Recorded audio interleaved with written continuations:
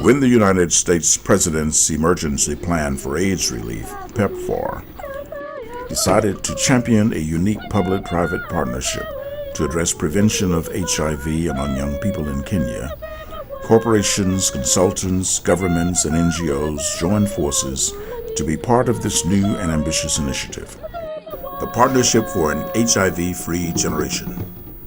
They selected an informal settlement in southeast Nairobi for the launch, a place well suited to create a blueprint for a program that could be used across Kenya and Africa.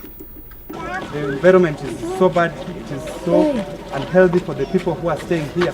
And this is the place where we have several dumping taking place. HIV-Free Generation is all about helping young people live healthy lives free of HIV.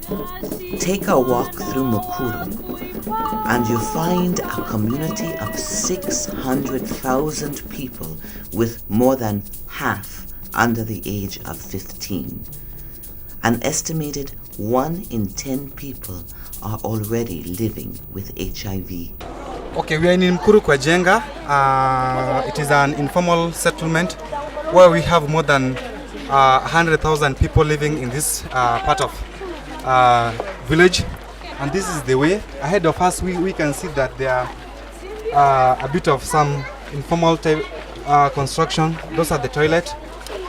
Generally, people in Mukuru, they are living out of this small kind of business. They don't have a proper job, and this is the kind of activities that they are engaging themselves in, at least to see if they are going to earn their living at the end of the day. Amidst all this, you will be greeted over and over again by the youth of Mukuru, who will share their dreams, drive, and their desire to make a difference.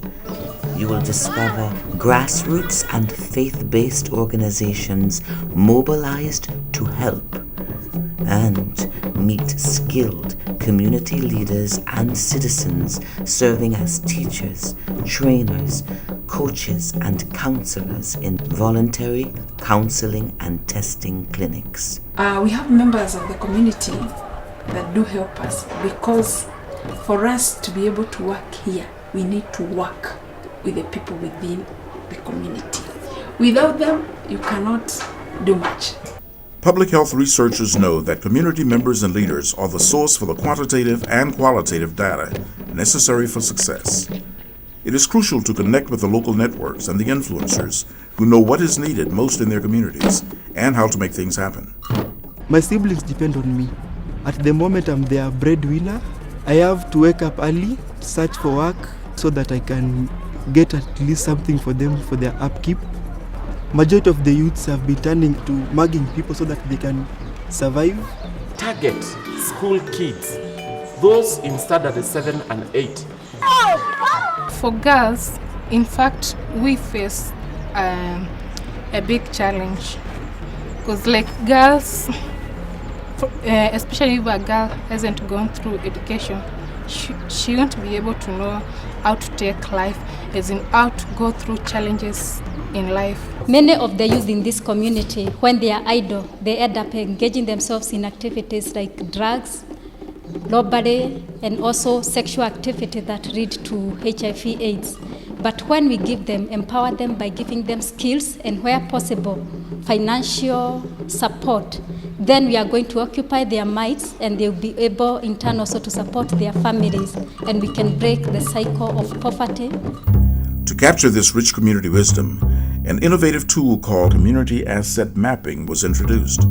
Its premise? You can't build a successful HIV prevention program on what people don't have. You can only build on the personal and collective assets already in place. The good news is that every community, no matter how poor, has significant assets, many of them already at work but hidden from view. Traditional inventories of community assets may only skim the surface in developing countries like Kenya. Listening to the community members can identify 3 or even 4 times as many potential partners for addressing public health challenges. Community health asset mapping shines light on those resources that people most trust, value, and feel ownership for, and are therefore most likely to use. Workshops brought community members together to enhance existing networks and map existing assets in Mukuru. Before this community asset mapping, the experts estimated that 50 community health assets existed in all of Mukuru. After the 5 workshops brought together over 150 community members to map the assets themselves, 200 sites were identified in just 2 of the 14 villages that make up Mukuru. The community understands that HIV is not just a health issue. It is a social, economic, and political issue. The increase of HIV/AIDS in Mukuru, it's increasing day and night because due to lack of jobs, lack of proper housing, and lack of even water projects. They have the will and the plans for change. What they need is partnership and investment. Don't stress the progress. We need the help of companies like Coca-Cola, like Nike, like many others, Microsoft as well, to join this initiative, and they have joined this initiative to bring their core competencies, their skills. We need those business models as well in the fight against HIV/AIDS. Getting the support of key community leaders and spreading the message takes time. But the effects of the participatory approach began immediately and are visible and measurable throughout. The ball is already in motion. Currently with Warner Brothers developing the video game. This video game will go into the computer centers. The youth, they'll learn about computers, they'll develop their computer skills. This will give them an edge in the market. They'll be inspired to learn more, to do more. They'll feel like people are investing in them. I, for example, am one of the beneficiaries who have gone and come back to see and encourage my brothers and sisters.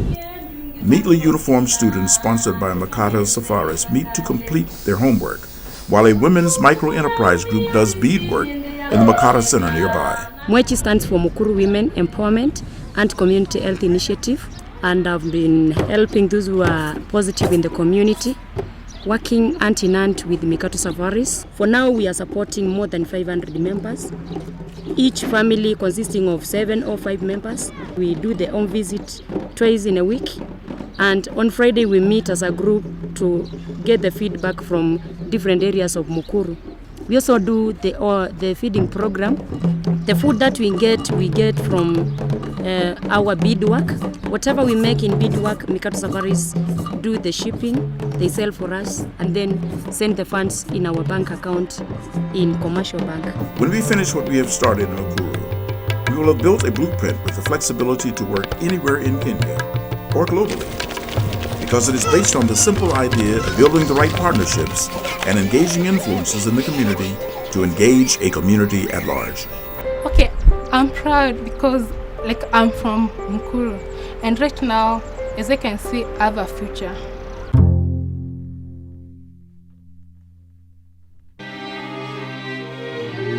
Tomorrow Pictures. The story is in the telling.